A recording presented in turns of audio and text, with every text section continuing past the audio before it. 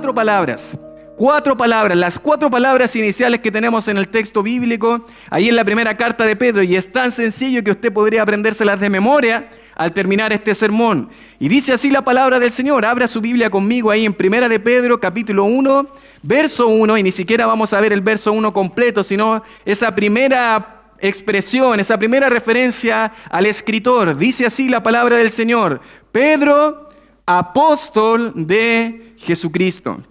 Pedro, apóstol de Jesucristo. Esto es lo que vamos a considerar en la palabra del Señor. Un hombre que fue comisionado, apartado por Cristo Jesús para dedicar su vida al servicio y la obra del Señor. Usted puede recordar que la semana pasada comenzamos esta serie hablando un poco de cuál es el contexto que rodea esta carta.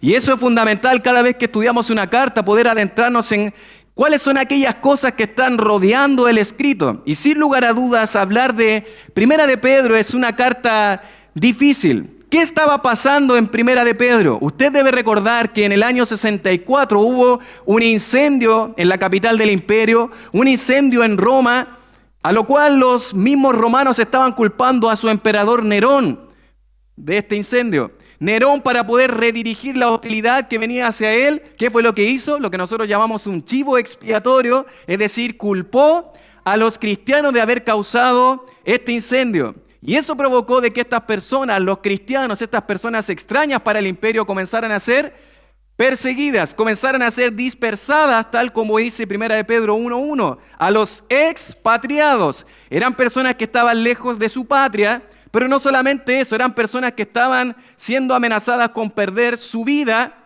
sus familias, y ya habían perdido sus posesiones. Y es interesante que esta es una persecución que no mengua, sino que aumenta. Mire capítulo 1, verso 6, en lo cual vosotros os alegráis, aunque ahora por un poco de tiempo, si es necesario, tengáis que ser afligidos en diversas pruebas. De alguna manera esta es una persecución que está subiendo de nivel. Ya antiguamente los cristianos habían sufrido persecuciones desde un aspecto religioso, pero poco a poco a través de los años la persecución va en aumento, y es así como en este tiempo van a empezar las persecuciones más violentas, más trágicas, más crueles hacia los cristianos. Ese es el contexto en el que estamos. ¿Y por qué Pedro escribe esta carta? Pedro escribe esta carta para animar, para alentar a aquellos cristianos que estaban siendo perseguidos y que estaban fuera de su patria. Capítulo 5, verso 2 es un texto clave que nos enseña claramente cuál es el propósito del escritor. ¿Y qué es lo que dice Pedro al escribir? Pedro les dice que por conducto de Silvano, él estaba escribiendo: a quien tengo por hermano fiel, os he escrito brevemente, para que vea que es una carta breve. Dice: amonestándoos y testificando que esta es la verdadera gracia de Dios, en la cual, ¿qué cosa? Estáis. Pedro les está animando a estar firmes, anclados, fortalecidos en la gracia de Dios. ¿Y qué es la gracia de Dios? Es un regalo, un favor inmerecido de parte de Dios que los cristianos no estaban viendo del todo. En medio de su sufrimiento probablemente no estaban viendo o recordando la salvación de Dios, no estaban recordando lo que esto podía impactar al mundo, no estaban recordando que esto podía ser de estímulo para poder crecer y avanzar en su fe. ¿Qué es lo que habitualmente nos pasa a nosotros, o no? En medio del sufrimiento difícilmente vemos lo que rodea, vemos solo el sufrimiento. El apóstol Pedro escribe esta carta para animar a los receptores originales, para animarnos a nosotros por extensión, a que en medio de su tormenta, amado hermano, usted pueda fortalecerse en la gracia de Dios. Y eso debe animarle, amado hermano, en cada verso que vayamos estudiando, considerar la salvación, considerar la sumisión, considerar el servicio. Bosquejo general de esta carta nos debe animar a fortalecernos en la gracia de Dios. Y en este texto en el que estamos iniciando, capítulo 1, verso 1, la parte A, que es lo que vamos a considerar hoy, estas cuatro palabras: Pedro, apóstol de Jesucristo, vamos a observar en este texto dos consideraciones de Pedro, dos consideraciones acerca de la vida de Pedro, un hombre que dejó las redes para seguir a Cristo, un hombre que se consagró para poder seguir a su maestro, a nuestro Señor Jesucristo, al punto de ser un enviado, un apóstol de Jesucristo para vivir únicamente para Él. Y vamos a observar en este texto dos consideraciones acerca de la vida de Pedro. Y en primer lugar, la primera consideración que podemos observar es su perfil. Este es el perfil de Pedro. Pedro comienza justamente diciendo, ¿cuál es su nombre? Pedro. Así es como nosotros habitualmente lo conocemos en las Escrituras. Pedro es uno de los hombres más repetidos a lo largo del Nuevo Testamento. Es innegable la trascendencia e importancia de Pedro en el Nuevo Testamento. Probablemente sin ser cristiano a alguien, sin nunca haber leído su Biblia, sabe quién fue Pedro. De los 12 apóstoles que Jesús llamó, 3 solamente fueron escogidos para dejar registros escritos como palabra de Dios. Uno de ellos fue Mateo, el otro fue Juan, que escribió las 3 cartas de Juan, el Evangelio de Juan, y otro es justamente el apóstol Pedro. No todos los otros apóstoles escribieron palabra de Dios. Según los estudiosos, el nombre de Pedro aparece 210 veces a lo largo del Nuevo Testamento. Muchas veces se menciona a este hombre. Mucho más que el mismo apóstol Pablo, que escribe muchas más cartas que Pedro. El apóstol Pablo escribe ¿cuántas? 13 cartas. El apóstol Pedro vamos a tener solamente 2 cartas. Pero aún así Pedro se va a mencionar muchas más veces que Pablo. Es interesante que si sumamos las menciones de todos los demás apóstoles juntos, nos dan un total de 142 veces.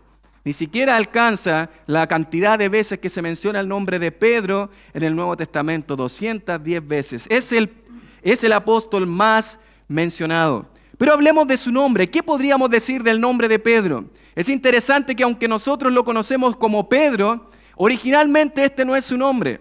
Usted va a recordar en la palabra del Señor, y si usted mira conmigo ahí, capítulo 2, verso 1, o sea, segunda de Pedro, capítulo 1, verso 1, vamos a la segunda carta de Pedro, se va a presentar de manera diferente a cómo se presenta en la primera carta de Pedro, y si tú miras ahí conmigo, dice, Simón Pedro, siervo y apóstol de Jesucristo.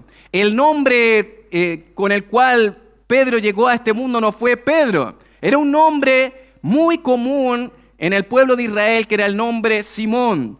Y él se presenta acá como Simón Pedro. Simón era un nombre común en Palestina. De hecho, si usted observa, hay al menos 8 Simón dentro del Nuevo Testamento. Hay un Simón llamado el celote o el cananista, que estaba mencionado allá en Mateo capítulo 10, verso 4, que era uno de los discípulos. Hay un Simón, el medio hermano del Señor, Mateo 13, 55. Hay un Simón llamado el leproso, Mateo 26, 6. Hay un Simón de Cirene, a quien escogieron para llevar y apoyar a Jesús para poder llevar su cruz, allá en Mateo 27, 32. Hay un Simón llamado el fariseo, en cuya casa Jesús cenó, Lucas capítulo 7 del 36 al 40. Hay un Simón que es el padre de Judas Iscariote, allá en Juan 6, 71. Hay un Simón llamado el mago, ahí en Hechos 8. Hay un Simón llamado el curtidor, donde Pedro se quedó allá en Jope, recuerda usted, ahí en Hechos capítulo 9. Ya hay un Simón que básicamente es el que nosotros conocemos, que es el Simón de la primera carta de Pedro, que podríamos llamarlo Simón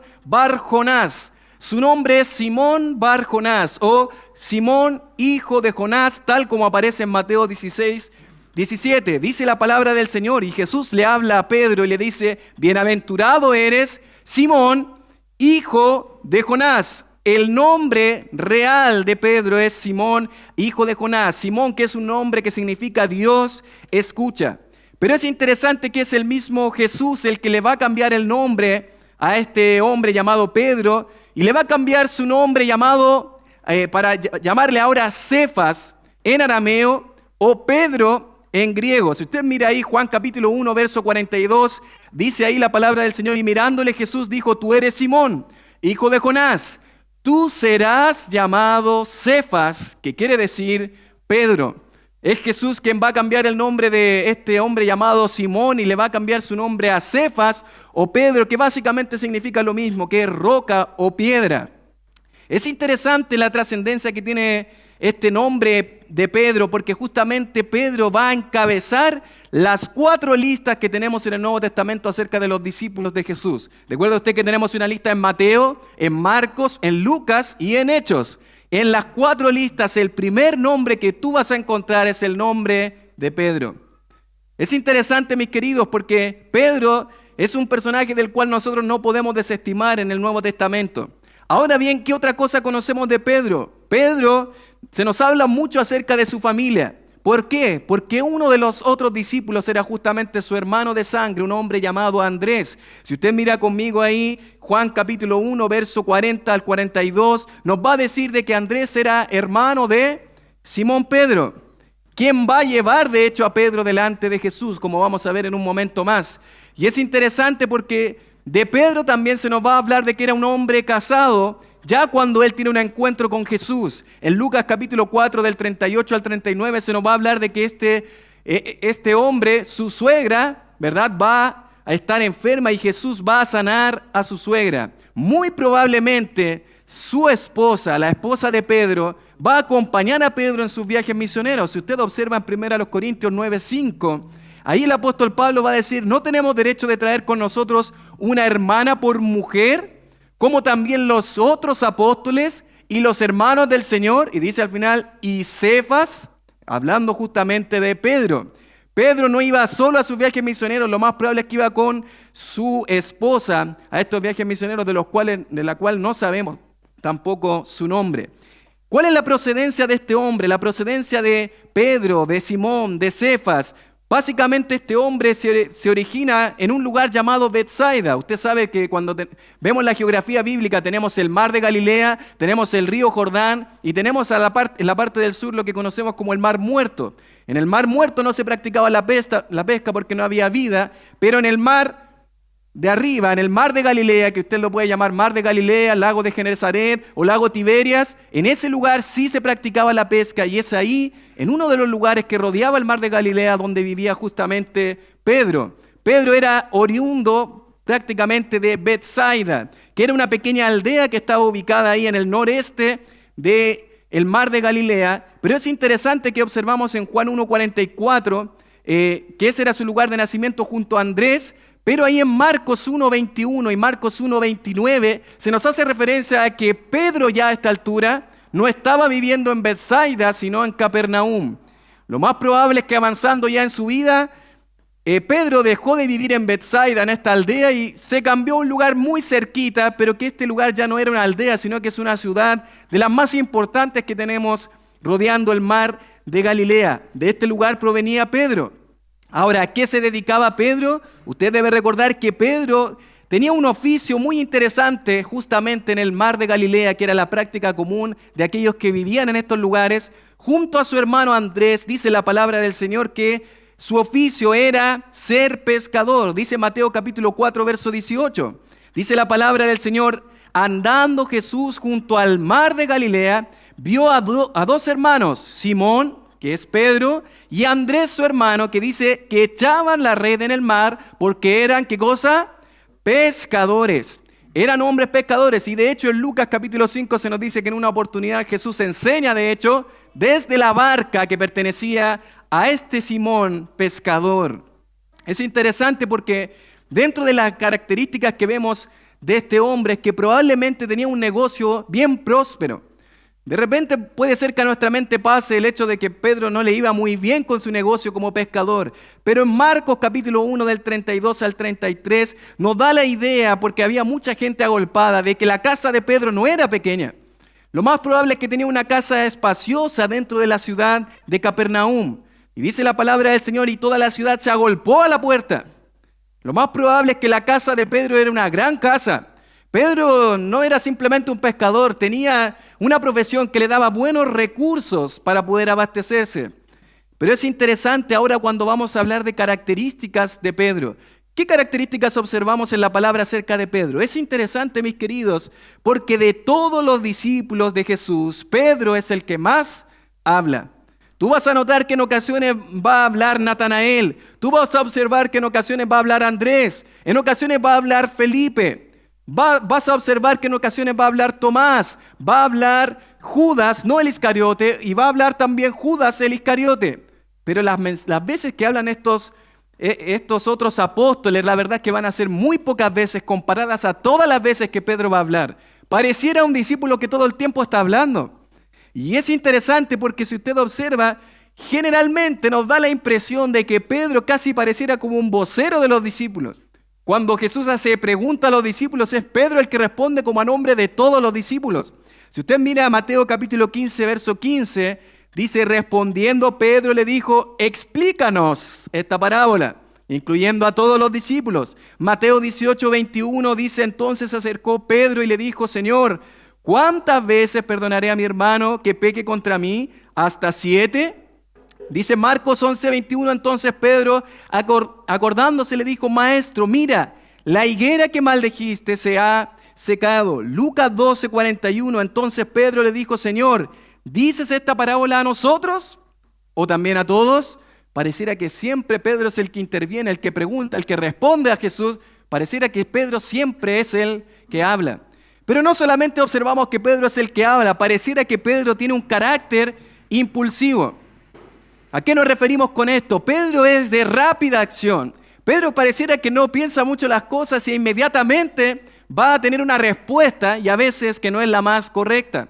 Tiene un carácter impulsivo, él va a reaccionar rápidamente, muchas veces erradamente. Mateo capítulo 14, versos del 26 al 28. Usted recuerda que en este relato tenemos a Jesús caminando sobre el mar y los discípulos comienzan a decir, ¡un fantasma! Y dieron voces de miedo, pero enseguida Jesús les habló diciendo, tened ánimo, yo soy, no temáis. ¿Y a quién se le ocurre hablar en este texto? A nada más y nada menos que Pedro, que dice, entonces Pedro le respondió y dijo, Señor, si eres tú, manda que yo vaya a ti sobre las aguas. Pareciera que siempre es Pedro el que tiene la acción rápida para poder hablar y contestar. Usted recuerda en Mateo capítulo 16 una declaración importante que Pedro va a hacer. En este texto, el Señor Jesús está diciendo que hay muchas personas que dicen muchas cosas acerca de Él. Pero Él les va a preguntar, no a Pedro, a los discípulos en general, ¿y ustedes quién dicen que soy yo? ¿Pero a quién va a hablar de todos los discípulos? Obviamente es Pedro el que va a responder porque él casi pareciera que es el vocero de los discípulos y él va a decir, tú eres el Cristo, el Hijo del Dios viviente. Es interesante porque el mismo Señor Jesucristo le dice, bienaventurado eres Simón, hijo de Jonás, porque esto no te lo ha revelado carne ni sangre, sino ¿quién? Mi Padre que está en los cielos. Pero pocos versos después de que él había sido instrumento del Señor para comunicar palabra de Dios, él va a ser instrumento de Satanás. Mateo capítulo 16, versos del 21 al 23 dice, desde entonces Jesús comenzó a declarar a sus discípulos que era necesario ir a Jerusalén y padecer mucho de los ancianos, de los principales sacerdotes y de los escribas y ser muerto y resucitar al tercer día. Comenzó Jesús a anunciar ¿su qué? Su muerte. Pero Pedro se le ocurre la brillante idea que siempre tiene algo que decir y hablar, va a tomar aparte al Señor y comenzó, dice el texto, a reconvenirle. Y le dice, Señor, ten compasión de ti. Jesús, piensa en ti mismo, ten compasión de ti, en ninguna manera esto te acontezca. Pero él volviéndose le dijo a Pedro, quítate de delante de mí, ¿qué? Satanás, me eres tropiezo porque no pones la mira en las cosas de Dios, sino en las de los hombres. Un hombre que siempre habla, que fue usado por Dios para comunicar un mensaje claro de Dios. Tú eres el Cristo, el Hijo del Dios viviente. Pero a los versos después observamos que es un hombre que habla tan rápido que no sabe lo que habla, que en este caso está justamente impidiendo lo que Cristo vino a hacer a esta tierra. En Juan capítulo 13 tú puedes observar un relato en donde Jesús lava los pies de sus discípulos. En esta ocasión es interesante porque Simón Pedro va a decirle, Señor, ¿tú me lavas los pies? Verso 6. Es como Jesús, tú no puedes hacer eso. Tenía que hablar Pedro. Dice, respondió Jesús y le dijo, lo que yo hago tú no lo comprendes ahora, más lo entenderás después. ¿Y qué va a decir Pedro ahora? Después de que pasó, no hagas eso Jesús. Ahora va a decir, no me lavarás los pies jamás, dice. Ahora dice, si no te lavares no tendrás parte conmigo. Verso 9 dice, le dijo Simón Pedro, ¿qué cosa? Señor, no solo mis pies, sino también las manos y la cabeza. Pareciera que Pedro cambia de opinión de un momento a otro porque Pedro siempre tiene algo que decir y hablar. Fue Pedro también el que le dijo a Jesús que tampoco jamás se alejaría de él, que jamás lo abandonaría. Palabras rápidas para hablar acerca de Jesús, diciéndole, yo te voy a seguir hasta la muerte. Ahí en Mateo capítulo 26, versos del 30 al 35, podemos observar en este texto que Jesús le dijo que todos vosotros, los que están acá, los discípulos, os escandalizaréis de mí esta noche. Heriré al pastor y las ovejas del rebaño serán dispersadas. Esto es lo que se va a cumplir de la palabra de Dios. Pero después que haya resucitado, iré delante de vosotros a Galilea. ¿Y quién va a responder acá? Pedro nuevamente va a hablar y va a decir, aunque todos se escandalicen, yo nunca me escandalizaré. Jamás. Todos los demás te van a abandonar, Señor, pero yo te voy a seguir. Pedro siempre tiene una respuesta, siempre tiene algo que decir. Pareciera que Pedro siempre quiere hablar y siempre tiene buenas intenciones al parecer. Pero Jesús le dijo, de cierto te digo que esta noche antes que el gallo cante me negarás 3 veces. Ahora Pedro va a decir, y no se podía quedar callado después de eso, aunque me sea necesario morir contigo, no te negaré. Y todos los discípulos dijeron lo mismo. Es interesante la vida de Pedro, es interesante pensar en Pedro como un hombre que siempre tenía algo que decir, siempre tenía algo que hablar en cuanto a sus características personales. Pero ahora bien, ¿qué es lo que llevó a Pedro de ese punto en su vida, de esa forma de ser, de ese trasfondo del cual Pedro venía, a realmente poder ser usado por Dios como el apóstol Pedro, al punto de tener una carta escrita por Pedro en nuestras manos? Eso nos lleva justamente a la segunda consideración de la vida de Pedro, que es lo que vamos a observar en este texto, y es su pertenencia. Hemos observado su perfil, pero mire conmigo también su pertenencia. Pedro va a decir el texto ahí, no solamente Pedro, sino va a decir apóstol, ¿de quién? De Jesucristo. No solamente observamos en este texto su perfil, sino también su pertenencia. Pedro va a decir, yo soy apóstol de Jesucristo. ¿Cómo un pescador impulsivo se transformará en un predicador del Evangelio? ¿Cómo podemos explicar que un pescador se convierta en predicador? Y la respuesta es, mis amados hermanos, un encuentro personal con la persona divina del Hijo de Dios, con Cristo nuestro Salvador. Solamente encontrándose con Él, un hombre como Pedro podría haber cambiado y haber sido transformado por el Evangelio. Es interesante, mis queridos hermanos, porque de lo que se conoce en los 4 evangelios, se habla acerca del llamado de Jesús a Pedro. Los 4 evangelistas relatan acerca de este evento en particular. E incluso Juan, que a veces no incluye tantos detalles como los otros evangelios, aún así habla de este evento. Pero es interesante que los 4 contribuyen en algo en particular. Tanto Mateo como Marcos nos van a hablar de este momento y de una frase muy particular que Jesús va a decir a Pedro y a Andrés, su hermano. Dice Mateo capítulo 4, versos del 18 al 20, andando Jesús junto al mar de Galilea, vio a 2 hermanos, Simón llamado Pedro y Andrés su hermano, que echaban la red en el mar porque eran pescadores. Y les dijo, venid en pos de mí, y os haré pescadores de hombres. Mateo nos va a decir aquí, ellos entonces, dejando al instante las redes, le siguieron. Me encanta ese detalle de Mateo diciendo al instante las redes. Pedro no se detuvo a pensar y meditar en lo que era su proyección, su casa o su oficio. Al instante dejó las redes junto a su hermano Andrés. Marco nos va a decir algo parecido, le va a decir, venid en pos de mí y haré que seáis pescadores de hombres, dice el texto, y dejando luego sus redes, le siguieron. Pero es interesante que en el Evangelio de Juan vamos a observar un detalle interesante, que es el hermano de Pedro, Andrés, quien va a llevar a Pedro delante de Jesús. Mire ahí Juan capítulo 1, verso 40, dice, Andrés, hermano de Simón Pedro. Andrés, hermano de Simón Pedro, era uno de los 2 que habían oído a Juan, esto es Juan el Bautista, dice, y habían seguido a Jesús. Dice, este halló primero a su hermano Simón y le dijo, hemos hallado al Mesías, que traducido es el Cristo, y le trajo a Jesús. Ese detalle de Juan es interesante porque nos va a decir de que Andrés le va a decir hemos hallado al Mesías. ¿Qué es la palabra Mesías? La palabra Cristo hace referencia al ungido. El Mesías, el prometido del Antiguo Testamento, lo hemos encontrado. Y en este texto, mirándole Jesús, dijo, tú eres Simón, hijo de Jonás, tú serás llamado Cefas, que quiere decir Pedro. Pero sin lugar a dudas, dentro de los 4 evangelios, el que más narra detalles es el Evangelio de Lucas. Y quiero invitarle a ir ahí conmigo, Lucas capítulo 5, versos del 1 al 12. Y esto es lo que se conoce como la pesca milagrosa. Los otros evangelistas no dan tantos detalles acerca de este evento, pero Lucas dedica una gran porción a hablar de cómo fue el llamado de Jesús a Pedro. ¿Cómo fue este llamado? Si tú miras conmigo ahí capítulo 5 del Evangelio de Lucas, versos del 1 en adelante, dice, aconteció que estando Jesús junto al lago de Genezaret, el gentío se agolpaba sobre él para oír la palabra de Dios. Y vio dos barcas que estaban cerca de la orilla del lago. Y los pescadores, habiendo descendido de ellas, lavaban sus redes. Verso 3 dice, y entrando en una de aquellas barcas, la cual era de Simón, le rogó que la apartase de tierra un poco, y sentándose enseñaba desde la barca a la multitud.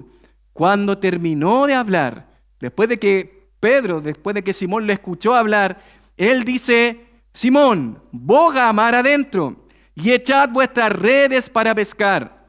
¿Qué le va a decir Pedro? Dice, Maestro, toda la noche hemos estado trabajando y nada hemos pescado, mas en tu palabra echaré la red.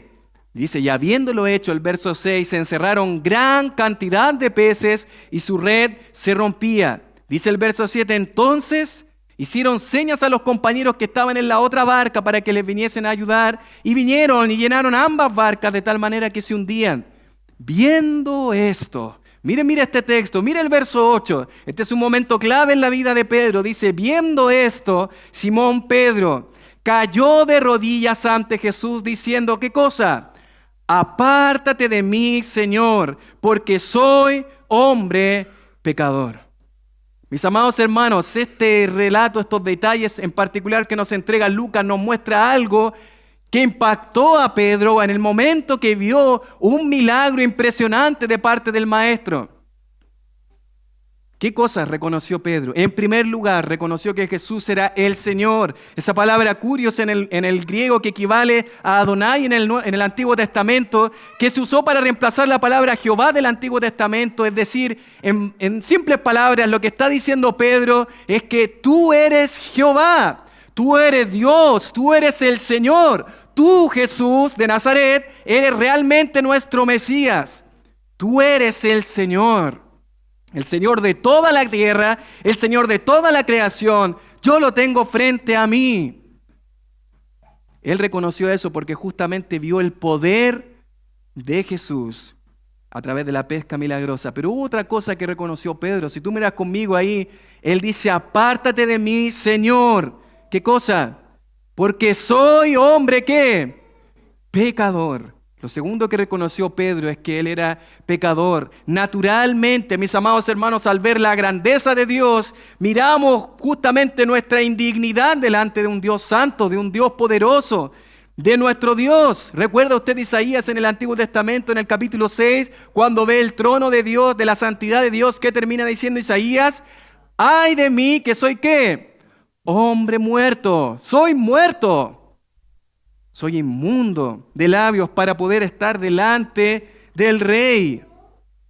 Mis amados hermanos, eso es lo mismo que está diciendo Pedro acá. Pedro está reconociendo el poder, la grandeza de Dios, lo está reconociendo como autoridad y cae de rodillas delante de Él, reconociendo que Él es pecador delante de Dios. Y para aquellos que están acá, la verdad, mis amados, es que muchas veces nosotros nos sentimos hijos de Dios porque simpatizamos con Dios. Porque asistimos a una iglesia y participamos con las personas y nos sentimos cómodos con Dios.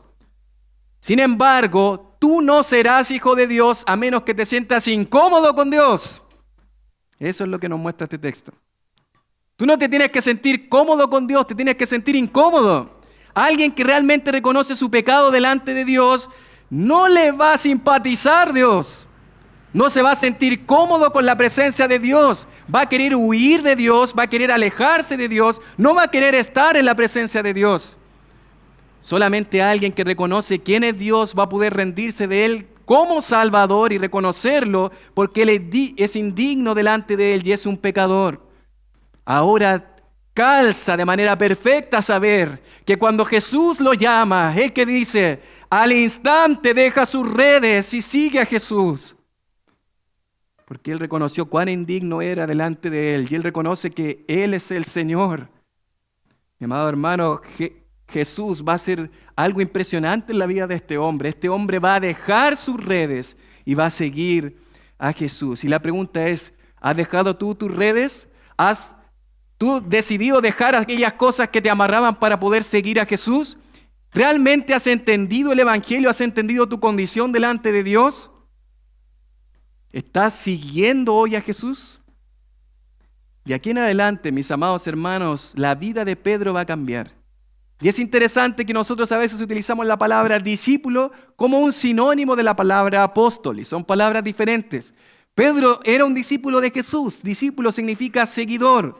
Pedro se transforma en un seguidor de Jesús. Pero Pedro, en la primera carta de Pedro, se va a presentar como apóstol de Jesucristo. Son palabras diferentes. Había muchas multitudes que seguían a Jesús. De todas ellas, 70 son llamados discípulos o seguidores de Jesús. 70 personas seguían a Jesús, iban detrás de Jesús. Pero dentro de estas 70 personas, habían 12 de ellos que Jesús tomó y comisionó y envió. La palabra apóstol que se utiliza acá significa enviado. Diferente a ser un discípulo, un seguidor.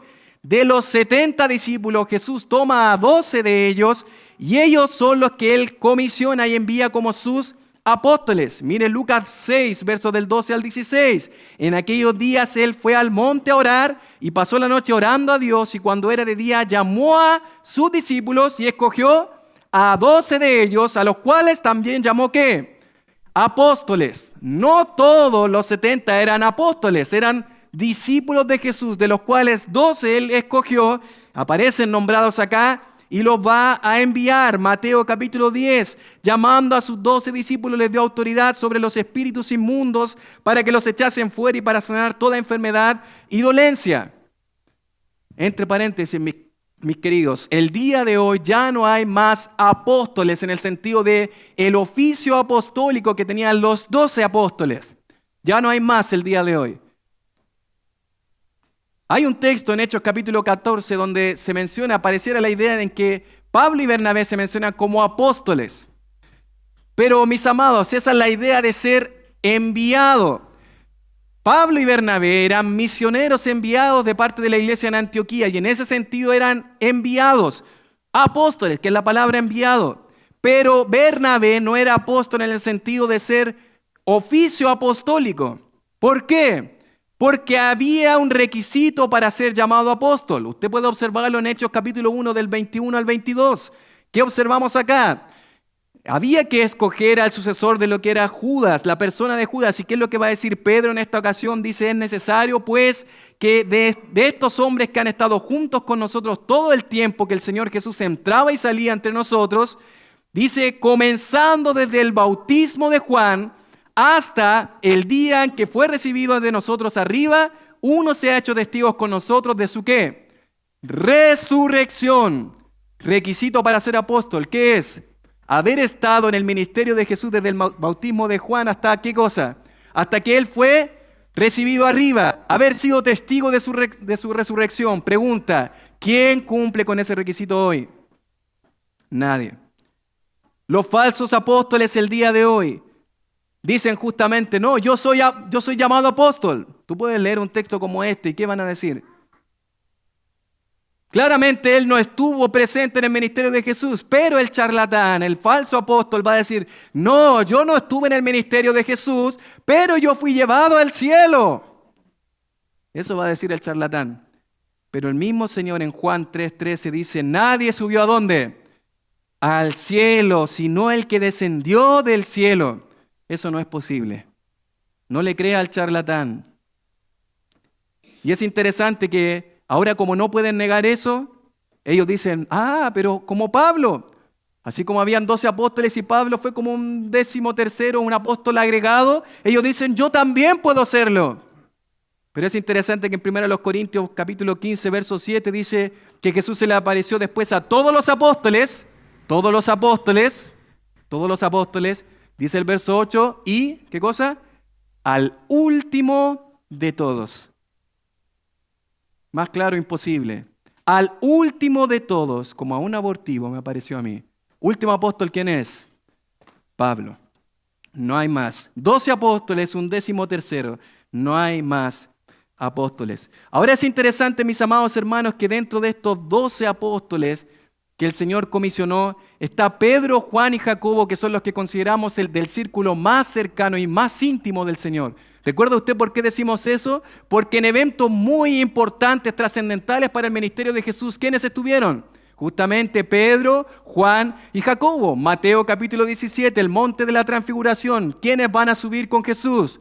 Pedro, Juan y Jacobo. Mateo capítulo 26, donde Jesús va a ir a orar allá en el lugar donde era el Getsemaní. ¿Quiénes van a ir con Jesús y se van a dormir? Pedro, Juan y Jacobo. El círculo más íntimo del Señor Jesús. Ahora es interesante, mis amados hermanos, que podríamos pensar que desde el momento en que Pedro tuvo un encuentro con Jesús y siguió a Jesús, su vida fue perfecta desde ahí y para siempre. ¿Cree usted eso? Creo que una de las vidas que más me anima es la palabra del Señor en la vida de Pedro. Porque Pedro nos vamos a encontrar que justamente en un momento en particular va a negar a aquel Señor que reconoció como Señor, aquel que dijo que iba a seguir, aquel que dijo que lo iba a seguir hasta la muerte.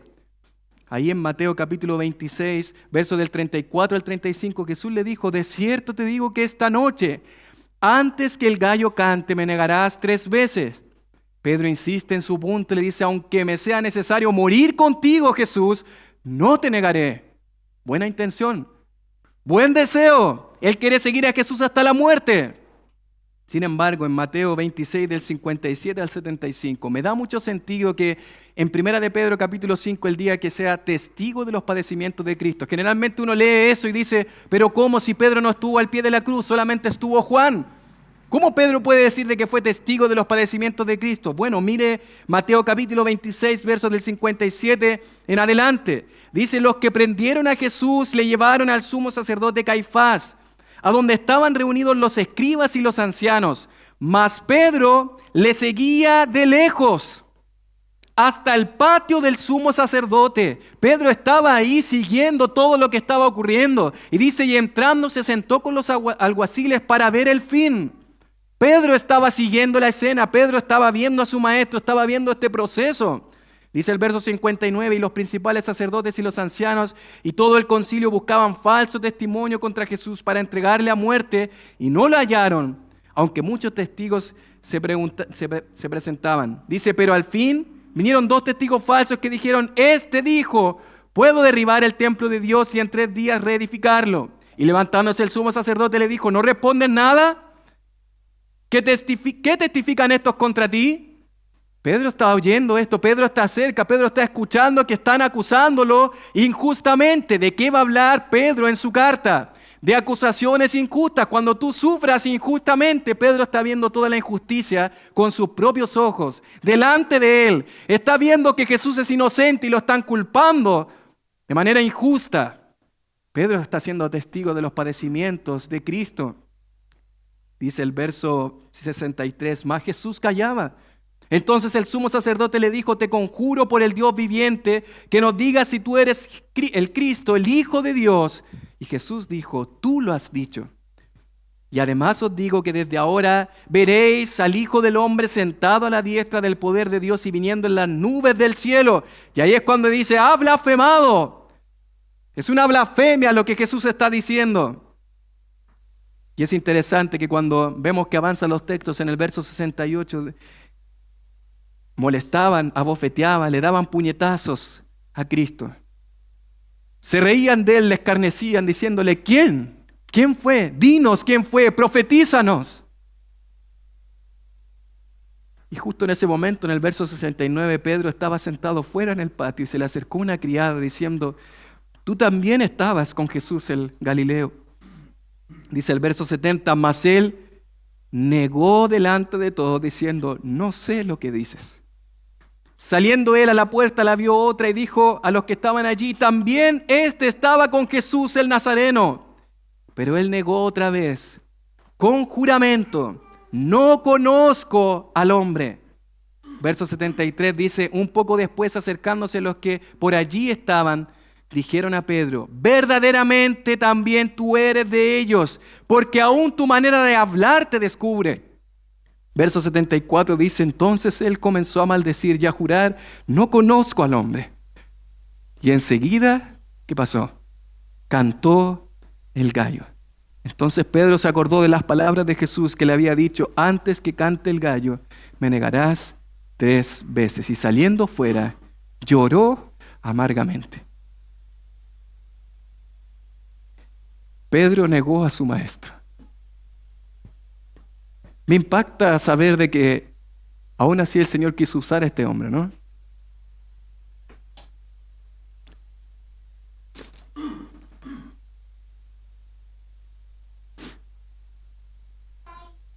Mis amados, Dios es un Dios de segundas oportunidades.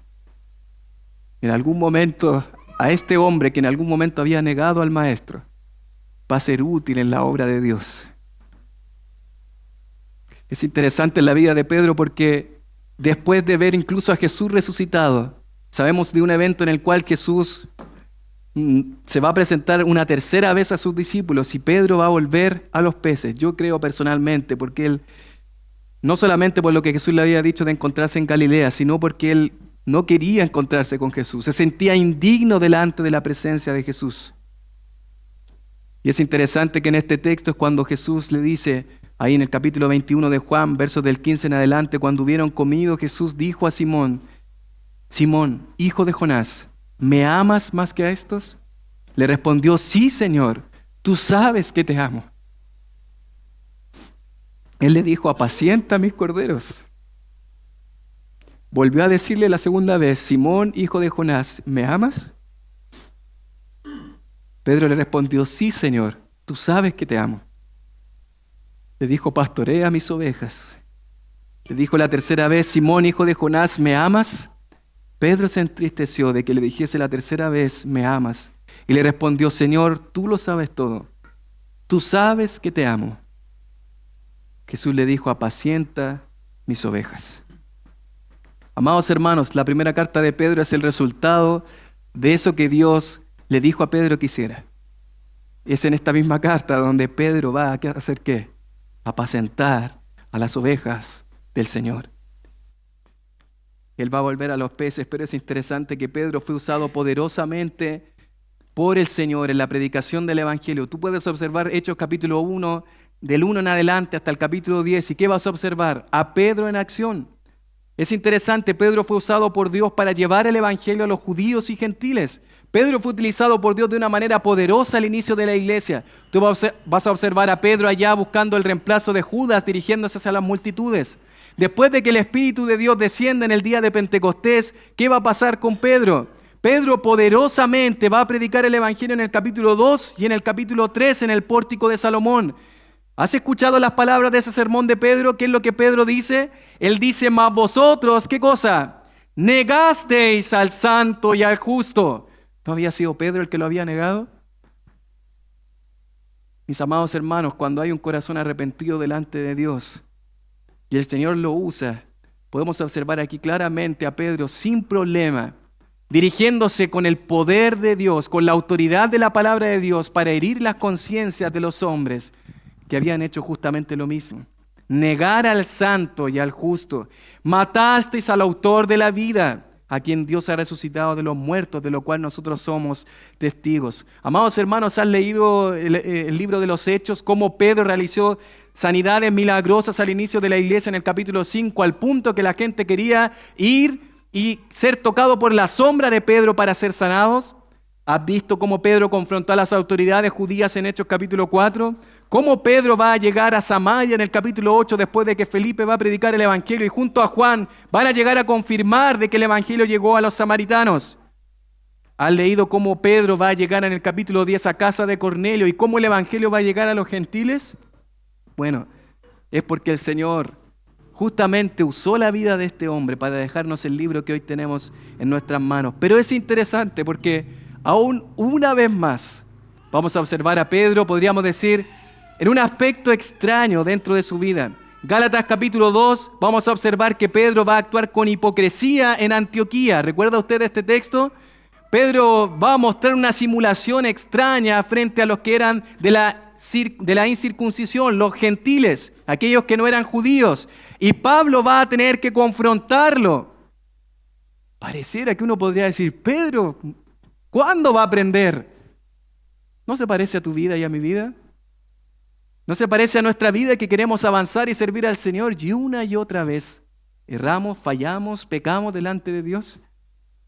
Podríamos pensar, ¿funcionó la confrontación de Pablo? Si tú miras conmigo en 2 de Pedro capítulo 3, verso 15, ya hacia el final de su vida. Mire lo que va a decir el apóstol Pedro acerca de Pablo, y va a decir: y tened entendido que la paciencia de nuestro Señor es para salvación, como también nuestro amado hermano Pablo, según la sabiduría que le ha sido dada, os ha escrito. Si realmente Pedro no hubiera aceptado la confrontación de Pablo, jamás se hubiera referido a él de esta forma, como el amado hermano Pablo.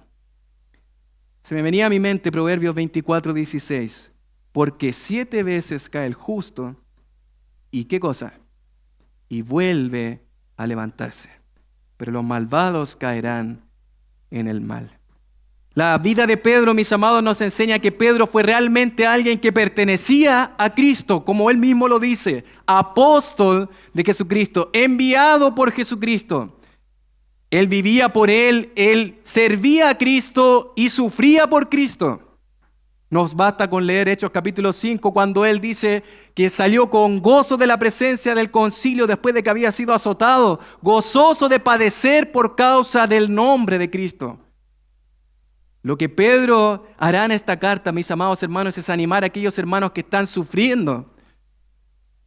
Y Pedro va a ser usado por Cristo como apóstol de Jesucristo. Pedro quiere comunicar una y otra vez en su carta. ¿Qué cosa?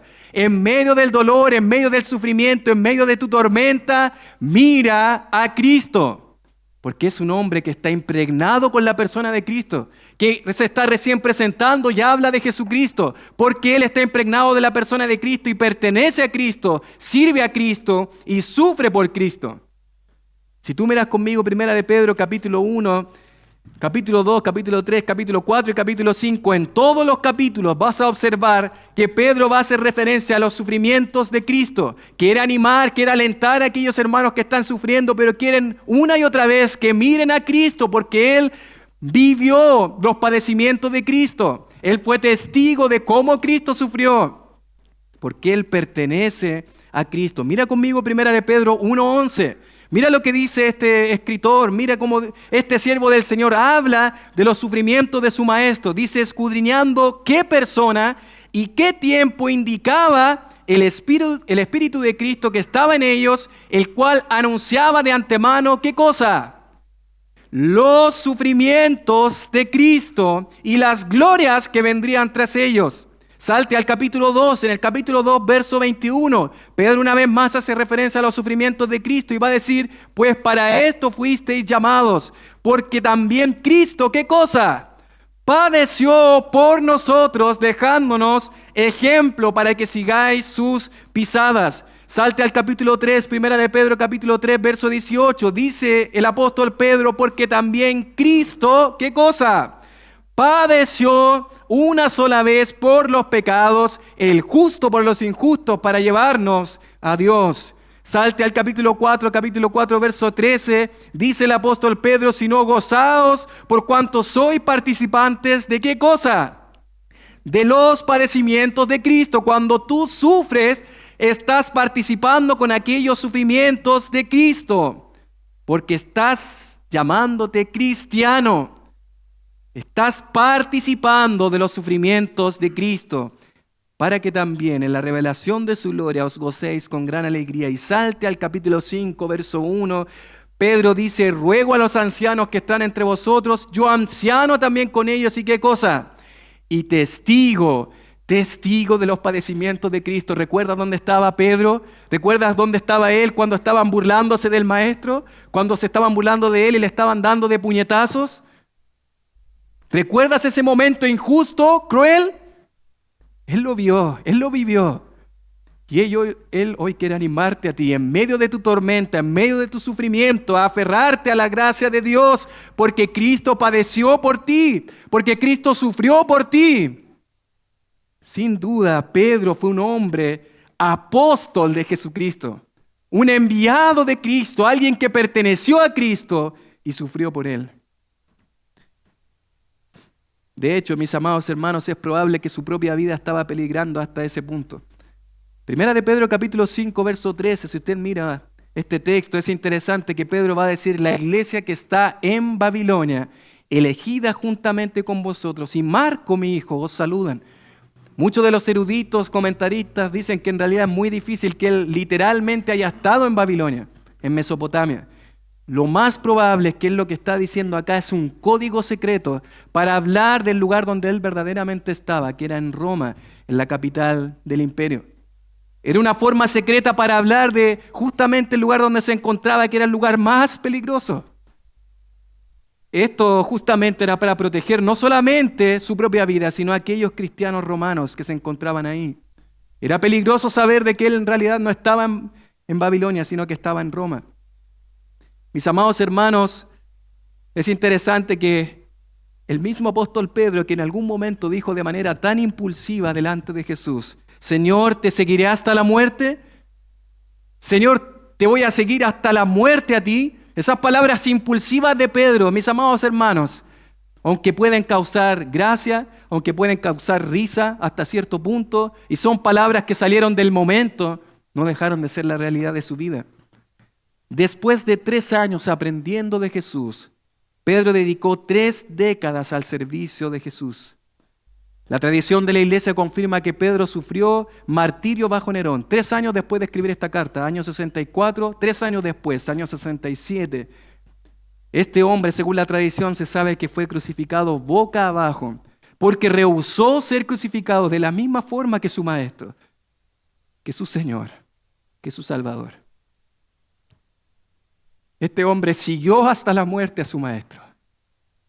Amados hermanos, ese es un hombre que vive y sirve a Dios, consagrado al servicio de Dios. ¿Qué costo te ha significado seguir a Cristo? ¿Qué sacrificio has hecho por Cristo? ¿Qué sacrificio has hecho para Dios, para su gloria, para que otros lleguen a conocer a Cristo? ¿Te ha significado algo? ¿Algún costo? Amado hermano, aquí tenemos un hombre que dedicó 3 décadas para servir a Cristo con toda su vida, con toda su pasión, hasta el último aliento. Segunda de Pedro, capítulo 1, versos del 12 en adelante, nos dicen cuáles pudieron ser realmente las últimas palabras de Pedro. Él dice, por esto, yo no dejaré de recordaros siempre estas cosas, porque vosotros, aunque vosotros las sepáis y estéis confirmados en la verdad presente. Dice el verso 13, pues tengo por justo, entre tanto que estoy en este cuerpo, dice Pedro, el despertaros con amonestación, sabiendo que en breve debo abandonar el cuerpo, como nuestro Señor Jesucristo me ha declarado. Dice el verso 15, también yo procuraré con diligencia que después de mi partida vosotros podáis en todo momento tener memoria de estas cosas. Un siervo del Señor que vivió y murió para Cristo. Amado hermano, si hoy mueres, ¿podrías decir que has vivido para Cristo? ¿Que has servido así como Pedro sirvió? ¿Podrías decir esas palabras? Tus últimas palabras, si fueran hoy, serían realmente palabras de satisfacción. He dedicado mi vida a la obra de Dios. He dedicado mi vida para servir a Cristo, sin importar el costo, el sacrificio que eso implique. ¿Estás listo para morirte hoy, sabiendo que viviste para la gloria de Dios? ¿Podrías realmente decir que has vivido para Él, que has servido con pasión, que has sufrido por Él? Un siervo del Señor que me ha impactado su historia ha sido el comentarista Matthew Henry. Su dedicación a la obra de Dios y sus comentarios han sido un legado para todos los pastores en el presente, para todas las generaciones, para los grandes predicadores del pasado. Cuando estaba en su lecho de muerte, Matthew Henry le dijo estas palabras a un amigo. Le han pedido que tomara nota de las palabras de los moribundos. Dijo, bien, es mi turno. 2 puntos. Que una vida dedicada al servicio de Dios y a la comunión con Él es la vida más agradable que cualquier persona pueda vivir en este mundo. Amén. La vida dedicada para la obra de Dios, dice este hombre, no tiene precio. Y así vivió. Una vida dedicada a la obra de Dios. La pregunta es, ¿hay redes que hoy te estén amarrando que no te permiten seguir a Cristo? ¿Que no te permiten dedicar tu vida a Él? ¿Qué es lo que hoy te está amarrando que no te permite avanzar? Algunas preguntas finales, mis amados, para cerrar. ¿Cómo te anima la vida de Pedro y su carta en medio del sufrimiento? ¿Cómo te anima la vida de este hombre del Señor? No solamente te escribe del sufrimiento, es un hombre que sabe lo que es sufrir por Cristo. ¿Podríamos decir de ti que realmente vives para seguir a Cristo? ¿Podríamos decir de ti que realmente eres un hombre que sufre por Cristo? ¿Es evidente? Si tú no eres un hijo de Dios, ¿qué esperas para humillarte delante de Cristo como Señor y Salvador, como Pedro en algún momento lo hizo? Deja tus redes y sigue a Cristo. Pero si tú eres un hijo de Dios, ¿qué tal tu servicio hoy? ¿Qué tal tu disposición? ¿Qué tal tu pertenencia a Cristo? ¿Qué tal tu disposición a servir para Él, a utilizar tus dones para su obra? A veces, amados, sinceramente, ni siquiera somos capaces de hacer lo mínimo para la obra de Dios. ¿Qué tal tu vida delante del Señor? ¿Qué tal tu disposición a servirle? ¿Qué tal tu servicio? ¿Qué tal tu vida dedicada a su obra? Amado hermano, tú también debes dejar tus redes y seguir a Cristo. Martin Lloyd-Jones, con quien comenzamos, con su gran decisión de dejar su carrera de medicina para dedicarse a la predicación del Evangelio. Es interesante que tuvo rechazos toda su vida después en el pasado. Muchas personas les decían, ¿qué hiciste? ¿Qué has hecho con tu vida? Desperdiciaste una vida exitosa en tu carrera. Cuando estas personas le decían estas preguntas, él contestaba lo siguiente: no, yo no he tenido que renunciar a nada. Lo he recibido todo. Vamos a orar.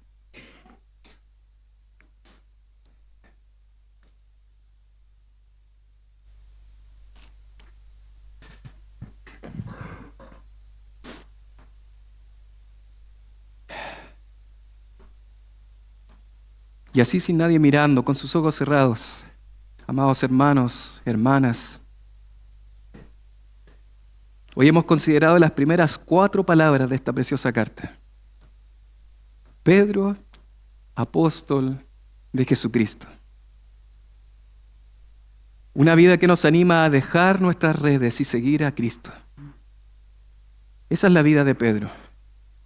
Pedro no siempre fue el gran apóstol que hoy conocemos, del cual hablamos, del cual leemos. Un día era un simple pescador, lanzando sus redes al mar, viviendo su vida como cualquier otro. Pero cuando Jesús lo llamó, lo dejó todo atrás y le siguió. Su vida fue transformada por el poder del Evangelio.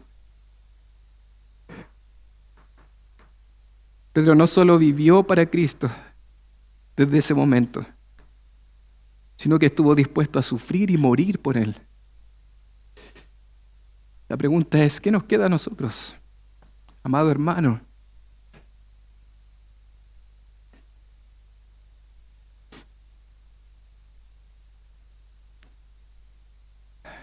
Si aún no conoces a Cristo, el llamado de hoy a través de su palabra es claro.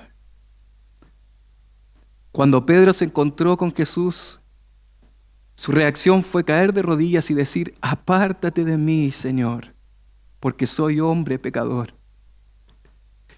Pedro reconoció su indignidad delante de un Dios santo. Y la pregunta es: ¿tú has reconocido tu necesidad de Cristo? ¿Has reconocido que necesitas a un Señor y Salvador? ¿Has reconocido que realmente eres pecador delante de Dios, así como Pedro lo hizo? Hoy, mi querido amigo, es el momento de caer de rodillas delante de Él, como lo hizo Pedro en su vida. No esperes más. Hoy puedes doblar tu rodilla delante de Él para reconocerle como Señor y Salvador de tu vida. La Biblia dice que en algún momento toda rodilla se doblará. En algún momento vas a doblar tus rodillas delante de Él. Pero será demasiado tarde. Hoy puedes doblar tus rodillas y reconocerlo como Salvador. Pero en algún momento, si no lo haces hoy, tendrás que doblar tus rodillas y reconocerlo como juez. Él va a hacer lo que los jueces hacen. Y serás culpable delante de Él. Pero para nosotros, amados hermanos, este mensaje también es un llamado. Si tú eres un hijo de Dios, ¿sigues enredado en aquellas redes de este mundo? ¿Qué es lo que te impide hoy avanzar y seguir a Cristo? ¿Qué es lo que te impide hoy servirle con todo tu corazón? Quizás Dios está inquietando tu corazón hoy para que dediques tu vida a Cristo, para servirle a Él con toda tu vida, con todo tu amor, con toda tu pasión. Hoy, mi querido hermano, siguen faltando siervos para la obra del ministerio.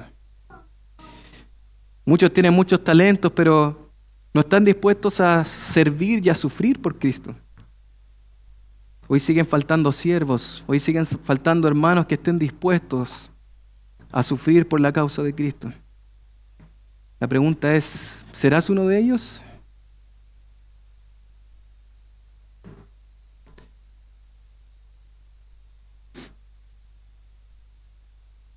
Padre, te damos tantas gracias, Señor, por considerar en tu palabra, Señor, esta breve presentación, Señor, que nos estimula tanto en medio del sufrimiento y el dolor, Señor. Pedro, un siervo tuyo, Señor, que tú rescataste por tu gracia, Señor, que le permitiste llegar delante de tus pies, Señor, y que dedicó su vida, Señor, para tu gloria, Señor. Oh, Señor, que esto sea de ánimo y estímulo para tu amada iglesia, Señor, para vivir para ti, Señor, para servirte a ti, con excelencia, con pasión, con temor, Señor. Padre, que tú toques los corazones de los que están aquí presentes, Señor. Que no sean un asistente más, Señor. Padre, que podamos ver una iglesia, Señor, impregnada de ti, de tu obra, Señor. Que veamos acá, Señor, personas que se levanten dispuestas a decir, sí, yo quiero servirte, Señor. Yo quiero dedicar mi vida para tu gloria. Yo quiero dedicar mi vida, mis talentos, Señor. Lo que tú me has dado, Señor. Mis dones, Señor. Mis recursos. Quiero usarlos para tu gloria, Señor. Padre, es mi deseo, Señor, que a través de este precioso ejemplo de la vida de Pedro, Señor, tú estimules, Señor, a cada uno de los presentes, Señor, en medio del sufrimiento y el dolor, Señor. Gracias, buen Dios, por tu palabra. En Cristo nuestro Señor y Salvador. Amén.